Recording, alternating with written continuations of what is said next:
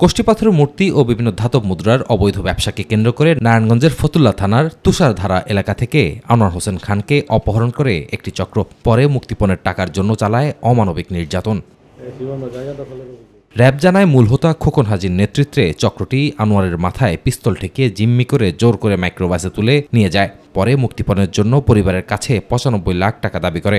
অপহরণকারীরা ভিকটিমকে লোহার rod, pipe, বাঁশের লাঠি দিয়ে পাশবিক নির্যাতন চালায় এবং মোবাইলে তার পরিবারের নিকট থেকে ৯৫ লক্ষ টাকা মুক্তিপণ হিসেবে দাবি করে। র্যাব জানায় টাকার লেনদেনকে কেন্দ্র করে ভুক্তভোগী আনোয়ারকে অপহরণ করা হয়। খোকন হাজি বলেছে তিনি আনোয়ারের সাথে এর আগে পরিচিতও ছিলেন না, মূলত মোস্তফা হাওলাদারকে পাওয়ার জন্যই তিনি আনোয়ারকে অপহরণ করেছিলেন। গ্রেপ্তারকৃতদের বিরুদ্ধে আইনগত ব্যবস্থা নেওয়া হবে বলে জানায় র্যাব কর্মকর্তা। গ্রেফতারকৃত আসামিদের বিরুদ্ধে আমরা আইনানুগ ব্যবস্থা গ্রহণ প্রক্রিয়াধীন রেখেছি।